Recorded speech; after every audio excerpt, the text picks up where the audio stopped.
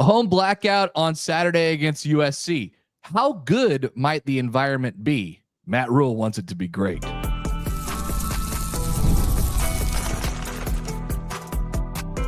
You are Locked On Nebraska, your daily Nebraska Cornhuskers podcast, part of the Locked On Podcast Network, your team every day. Good morning, and thanks for making Locked On Nebraska your first listen every day. We are free and available wherever you get your podcasts and on YouTube, part of the Locked On Podcast Network, your team every day. And this episode is brought to you by Game Time. Download the Game Time app, create an account, and use the code LOCKEDONCollege for $20 off your first purchase today. All right, welcome in. It is Tuesday, rainy Tuesday in Nebraska, the day after the longest night ever, or close to it, for the World Series. Man, if you stayed up to watch 18 innings and you're checking us out on Tuesday morning early, congratulations to you, and I'm sorry for your lack of sleep. Connor, Yeah, did you last? I had this whole plan to go to bed a little bit early last night, and the Monday night game was kind of a snoozer in football, and I was like, we're tracking for like 10:30 right now. This is going to be beautiful because I usually go about midnight, and here we are in the 14th, 15th inning at about 1:00, and I'm like, I just can't do it anymore. And we went 3 more innings, so I'm glad I made the decision that I did. But yeah, what a game last night. It was. Freddie Freeman did it again, and Shohei Ohtani will never bat again. He's just going to be walked for the rest of his life. Yeah, forget it.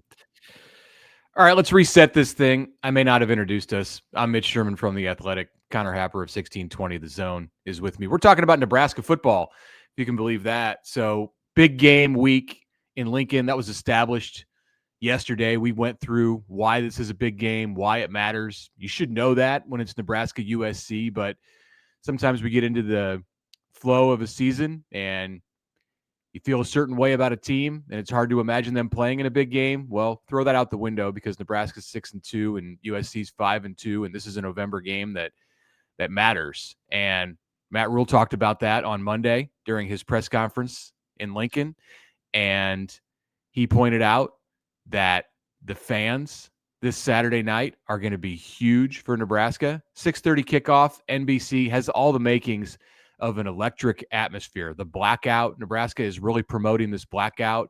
The Huskers game notes came out on Monday, all black, just all black, no red in the game notes. There was a 6'7" mannequin in the press conference room, black jersey, black helmet, very cool. Matt Rhule didn't think it was cool, but whatever. The fans think it's cool. They're all going to be dressed in black on Saturday. The sky is going to be black. The sun is going to have set by the time kickoff comes. And I don't know, is this like Nebraska's thing now? Penn State has the whiteout, and that's long established, and they make a huge deal out of it every year. Like, are we going in this direction with Matt Rhule where the blackout game is going to become a big part of what Nebraska football is? He said they wanted to do like a different jersey every year, so maybe it's not black, every single year, but I don't know. I think he said that they want to do one blackout game every year. Oh, okay. We do have some of that audio from Rhule, but let's start today with this because this to me is more tangible. So USC, when it goes on the road this season, is a different team than when the Trojans play at the Coliseum. They've gone on the road and beaten Purdue and then lost at Illinois and lost at Notre Dame. And when they play at home, they just rout everyone, including Michigan. So Nebraska, of course, is getting them on the road. And it stands to reason that the more intimidating a road venue you can create, the more it will impact USC, which played its worst game of the year, scoring 24 points at Notre Dame Stadium. I believe that was a night game. I remember watching that game. It was a night game. So Nebraska's not Notre Dame in terms of the firepower that it has as a team. It doesn't have Jeremiah Love, but it has Emmett Johnson, who's not bad, and it has a great crowd that can be every bit as hostile and intimidating as what USC saw in South Bend, Indiana. So here's Matt Rhule talking about the fans and what he wants to see from them on Saturday night. I think our crowd at home is a distinct advantage. It's a true, not to steal it from A&M, but it's truly a true 12th man. And, I'll be honest with you, like, I was kind of, I mean, I'll be careful what I say here. I'm just going to go for it. I'm sitting at the couch after the game. My daughter's like, "Did you hear the chant?" My youngest one, the 10-year-old, she's like, "Did you hear the chant when they were saying refs?" I'm not saying that's okay, but it's like, hey, let's get past. We're Nebraska nice. I get all that, but like, let's have a real game day environment. That was an unbelievable game day environment in a battle where we're like the games coming will start kind of slowly, like the lead evaporating, and our crowd last week just kept amping it up and amping it up and amping up. Like that was a difference. That was a different crowd than 2 years ago. You know what I'm saying? And so our crowd's awesome. And, it's a night game. I think it's going to be an electric atmosphere. All that being said, it will still always come down to blocking and tackling. Yeah. Well, first of all, I love that it sounded like he wanted to say, yeah, I think you should chant "Ref, you suck," which was the chant that was going loudly over the broadcast on Saturday against Northwestern, which it was really funny, I think.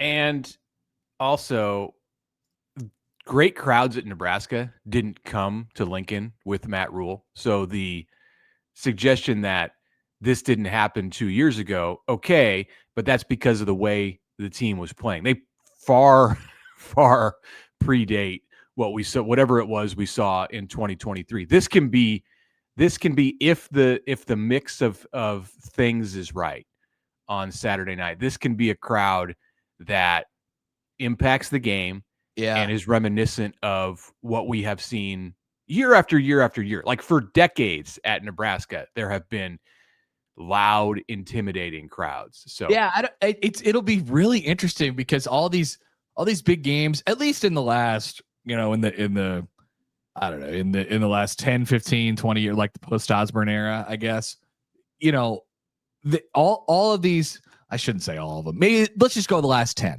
Like, yeah, because there were crowds in the, I remember, I'm thinking about like games that Nebraska lost against Texas, like in the, in the 2000s, 20 years ago. Really, those are some of the most and we're talking incredible about crowds I've seen there.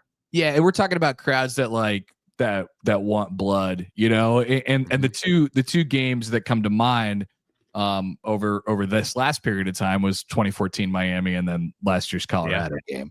And so, but both of those games and really all of those games in this period of time that have been memorable, juiced up crowds, they've all taken place basically right at the beginning of the season in September, where you have this combination from people where everything's kind of on the table and who knows what's going to happen the remainder of the season. This is a great starting off kickoff point for us, and you have this like sort of this air of unbridled joy, I think, from the fans because they're like, football's back and I'm so happy to be here and all that stuff. Now it's this, we're in November. It's going to be November on Saturday. It's barely, it'll be November 1st, but it's November. It'll be November. And we've gone through the ringer at least a little bit on the season as far as your emotions and how you feel about the team.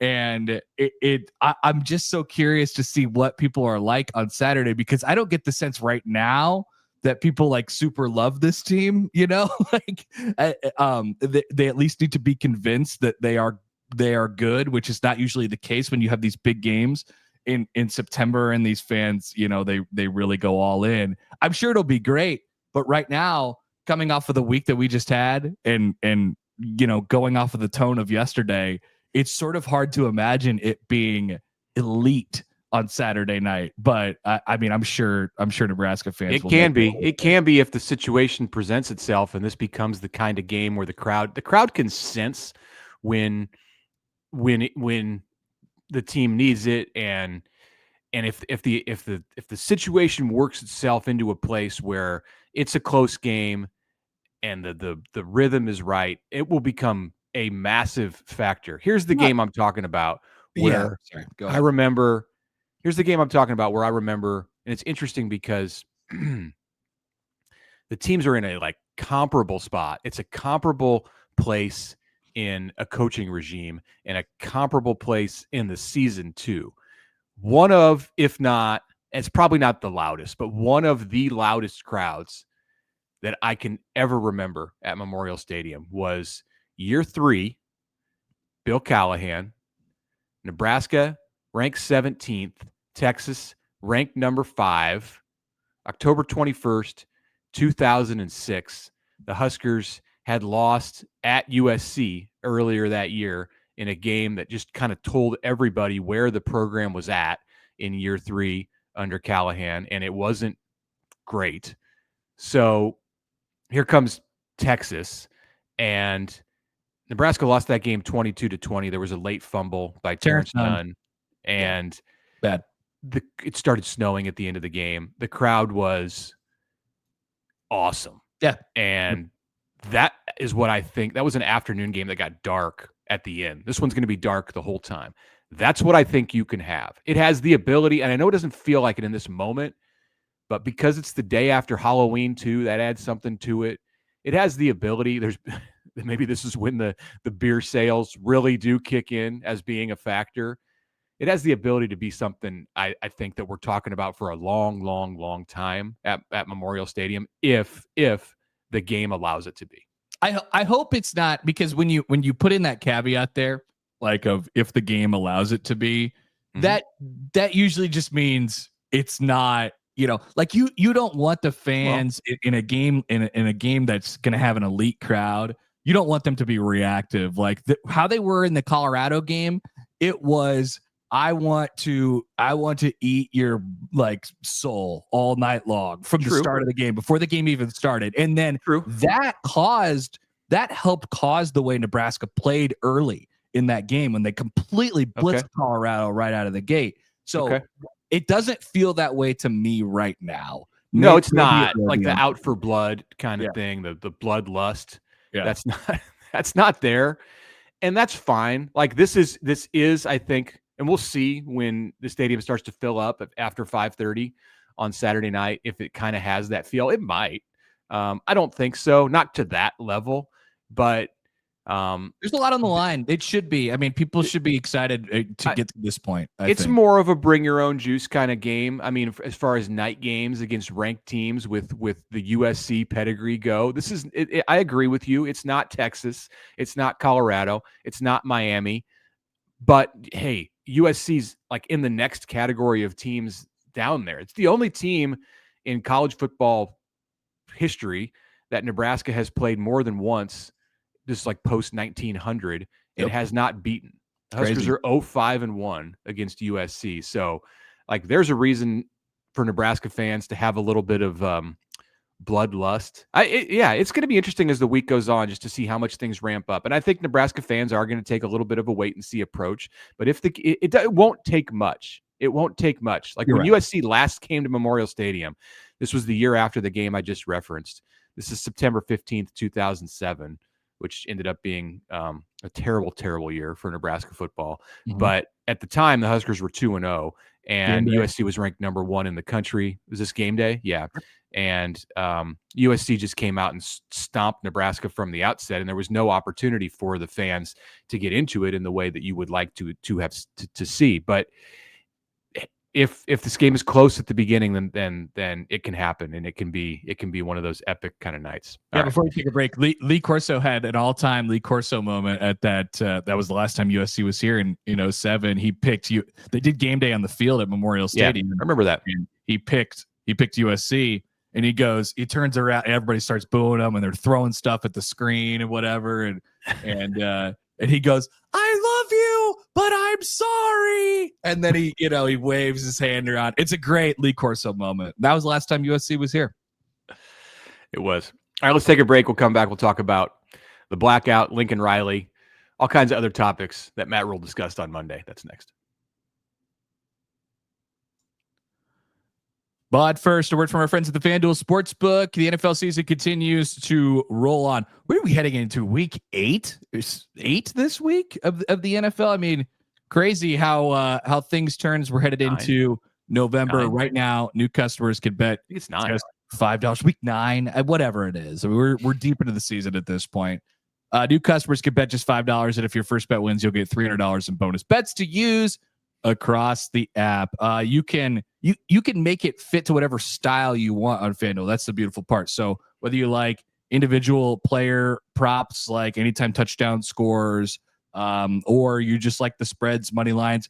First half unders have been very popular in the NFL, and they've hit at a pretty decent rate. So maybe you could check those out. Just one of the options for you on FanDuel. Download the FanDuel app right now by visiting FanDuel.com to get started. FanDuel.com and place that first $5 bet today.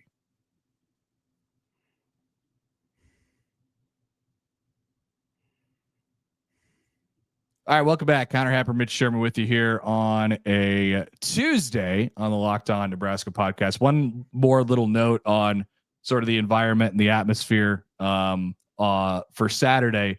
Matt Rhule talking about, I mean, everybody around there is embracing the black jerseys. I can't wait to see what other little details are turned from red to black. That's cool. There's black night. flags flying at Memorial Stadium. I saw that. I wonder if the N will turn black at midfield. I wonder if the end zones will turn black. That'd be awesome. Yeah. So it has a chance to look really cool. So they're embracing it and they're all about it. And he dropped the line of, who has more right to wear black than us? Which is kind of a wild sentence. Sounds like something Jim Harbaugh would say. Yeah. Who's got it better than us? Here's the clip from Matt Rhule, and to start this, he's pointing at that kind of weird looking mannequin that's been moved over to the corner of the room. That's what he's discussing at the beginning here.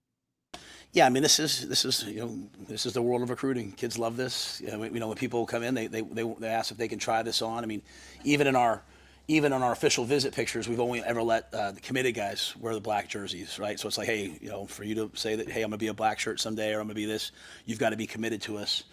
So I think, in the history of Nebraska football, when you look at a black jersey, a black shirt, I mean, who has more right to wear that than us? I remember being on the defensive staff at Albright College in 1998, and our defense wore black jerseys for practice, the starting defense, because that's what you did if you were a great defense, because that's what they did here.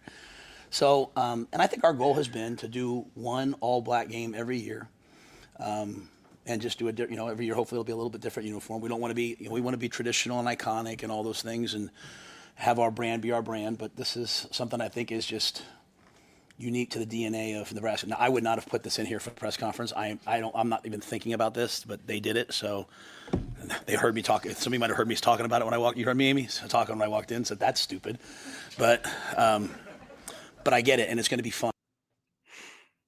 Lots of little one-liners from Matt Rhule on Monday. The recruiting impact of this thing is significant. It's fun for the fans. It's fun for the players. I like that nugget that he dropped about how they only let committed recruits pose in the black jerseys. I didn't know that. Maybe some people knew that, but interesting note on the recruits. There's a ton of them. Maybe we can discuss this later in the week. There's a huge group of recruits, some 4- and 5-star kids who were coming in for the game this week, and it would have taken a lot of the steam out of things if Nebraska. We don't even need to talk about that. Nebraska did beat Northwestern. One of the recruits who's coming, of course, is a committed player in the 2027 class, Trey Taylor, and I saw his banter on social media on Monday. He's playing in a playoff game on Saturday in Illinois at 1:00 in the afternoon, and has lined something up to make it to Lincoln by 6:30. So somebody definitely hooked him up with the PJ, which is great. Can you do that? I don't know. Can you do anything? You can do anything now. How else can you get from wherever he's at in Illinois to the outside the Chicago area to Lincoln? You certainly can't get to Lincoln. You could get to Omaha in time. Like if your game ends at 3:30 or 4, like Southwest has probably got a flight. You'd have to line up, but you can't get to Lincoln by 6:30. Maybe he's just getting in by halftime or something like that. I don't know. Whatever it is, but yeah, he's going to find a way to make it happen, which we appreciate. Yeah. Yeah. So there's the goods. There's some info on the black jerseys, why Nebraska's doing it, the blackout. Embrace it. The head coach is embracing it. It's fun, and that will add certainly something to the environment. All right, should we talk about the football related things that Matt Rhule went into on Monday? So the biggest development on the field this week coming out of the Northwestern game is the situation for Nebraska at offensive tackle. So Teddy Prohaska, as we believed coming out of Saturday, is done. Another ACL injury for Teddy. Like, again, honor this guy in some way. name the training room after him. I don't know what it is, but like he is now forever a legend at Nebraska to have had 4 ACLs and 5 season-ending injuries, whatever it is. He's done. Turner Corcoran will be settling in at right tackle because it sounds like Gunnar Gatula is very much questionable for this game. We'll see as the week goes along. Rhule will probably have an update on that Thursday. And then it's going to be Elijah Pritchett at left tackle. And that's really all Nebraska's got. Tyler Kanak can back things up on both sides. But this position where the Huskers were questioning themselves all through the first half of the season, and it looked like they didn't have necessarily like a great plan or great execution of that plan.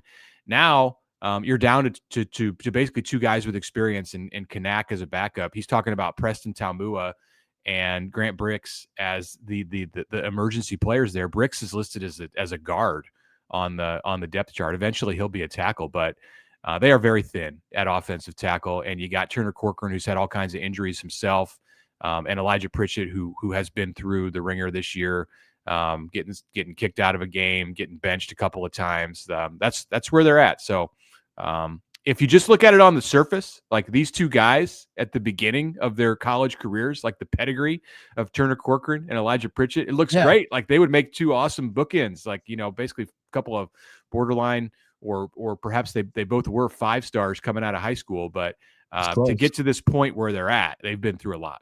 Yeah, it's interesting too, because, it's actually quite a good run blocking group that Nebraska has. With those both 2 of their strengths. Yeah, I mean, they have been, Turner Corcoran has really taken his lumps in pass pro, and Pritchett's gotten beat a couple times as well. But both of these guys are, road grading type of tackles. That's not usually a common phrase, but across the board, Nebraska should be pretty solid at run blocking, which I don't know, so it'll be interesting to see how Corcoran settles in a little bit, and Pritchett has started to settle in, which I think has been good for him. It was just so up and down and getting pulled out of games and stuff like that early in the season. So he should get better as it goes along too. But this is what you're dealing with right now. It's thin. It's scary, but Nebraska's known that it's been, kind of thin at that spot all year, and they've had to just work around it, and they'll have to continue to do so. Okay, let's take a break. When we come back, Rhule had some words for Mike Ekeler on Saturday that he discussed on Monday at the press conference. That is coming up. A message right now from Game Time, because college football is hitting the stretch run. November is almost here, and we could not be more excited. The tailgates, the rivalries, the energy in the stands, it's all ramping up, and there's nothing like it. But actually getting tickets to get into stadiums like Memorial Stadium Saturday night in Lincoln, that can feel like more of a battle than the game itself. You deal with endless queues, prices that jump at checkout, hidden fees. That's why Game Time is the way to go. Game Time is the app that gives the advantage back to fans. It's the easiest way to score last-minute tickets at the best prices with no surprise fees. What you see is what you pay. You can see your seat view right from the app. Take advantage of zone deals. With that, you pick the sections, Game Time picks the seats, and then you save cash. So take the guesswork out of buying college football tickets with Game Time. Download the Game Time app, create an account, and use the code LOCKEDONCollege for $20 off your first purchase. Terms apply. Again, that's promo code LOCKEDONCollege for $20 off. Swipe, tap, ticket, go. Download Game Time today.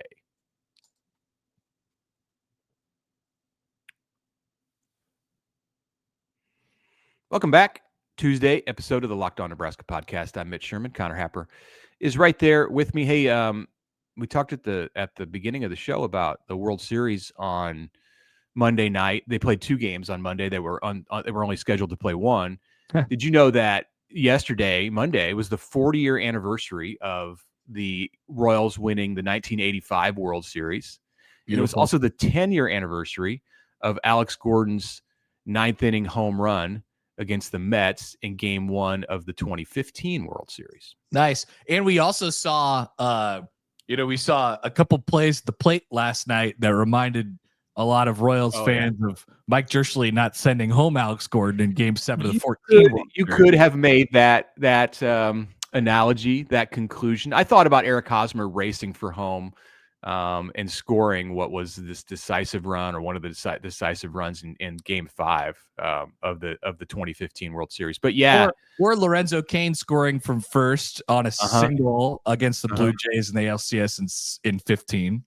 Yeah, but you're right. The Vladimir Guerrero race from first to home on a double that was misplayed in the outfield, or took a crazy bounce in the outfield. It reminded me and my son Zach. We were watching the game.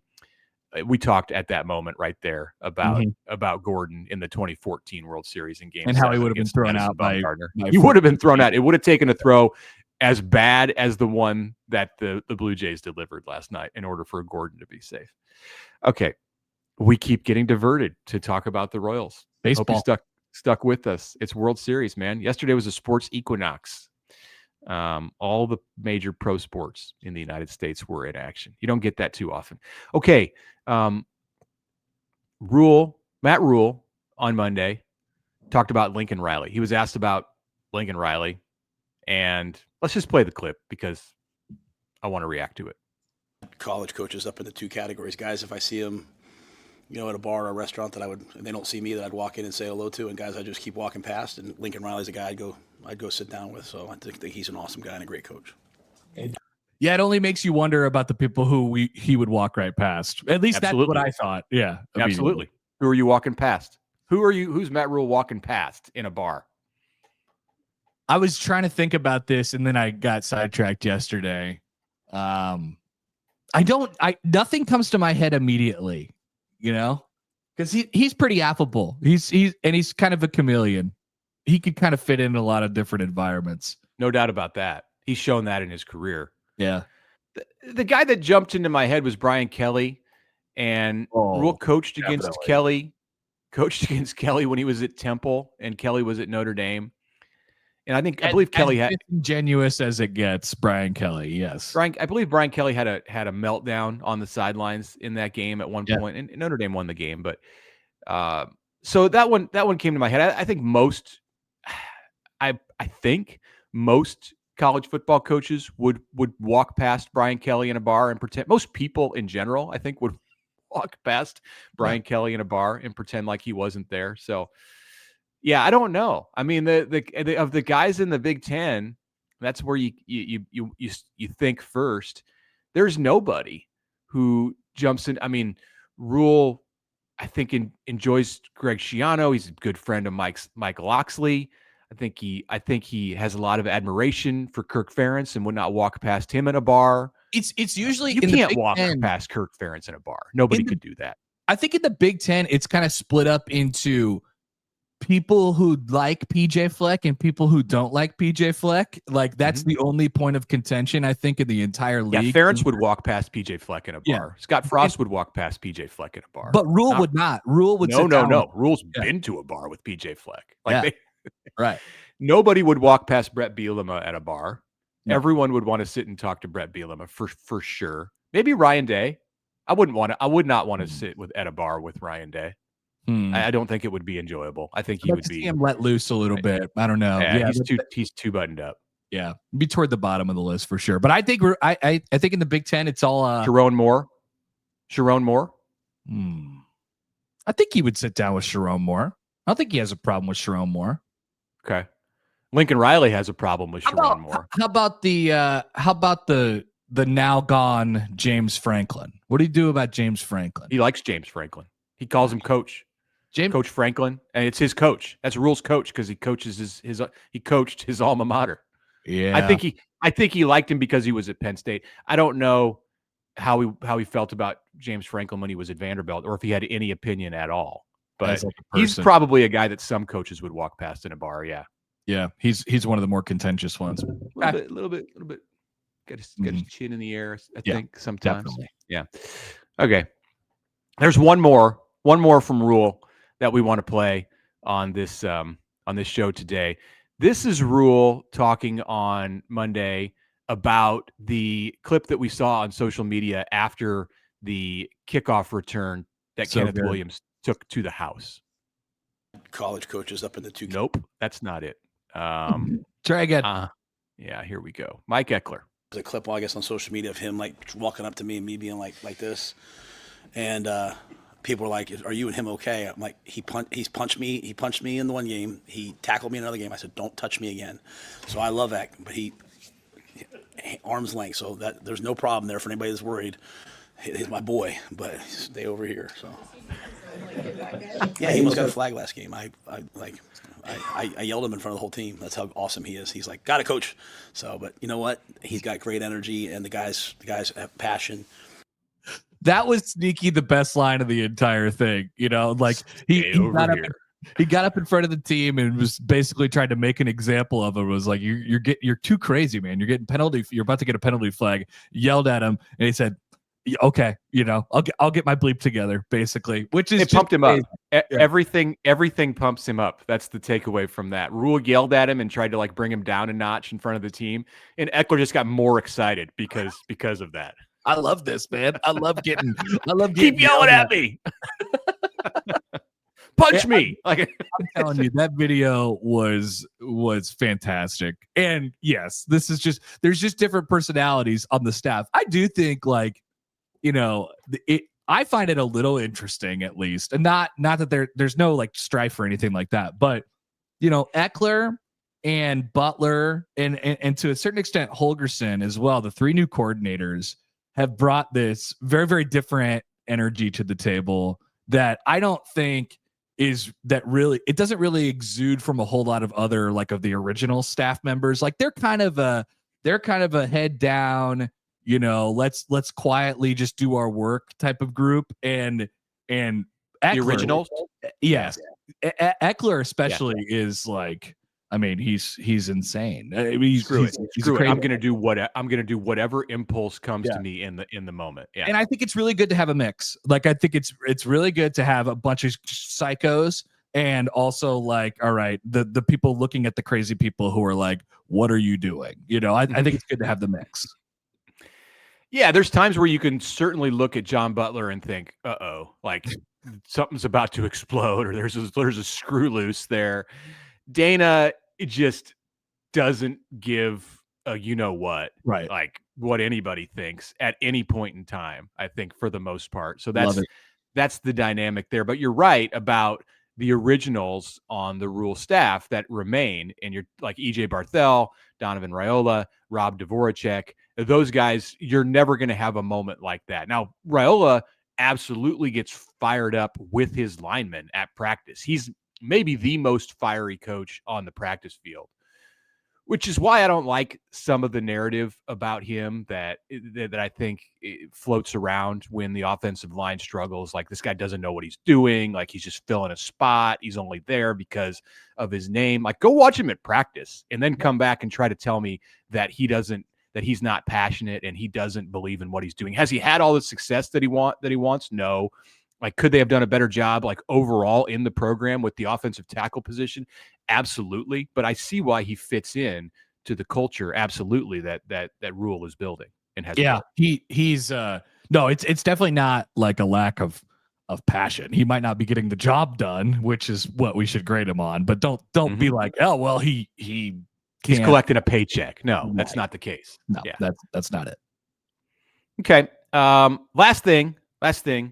We got a couple things still left on the docket here, but let's skip to the final take here.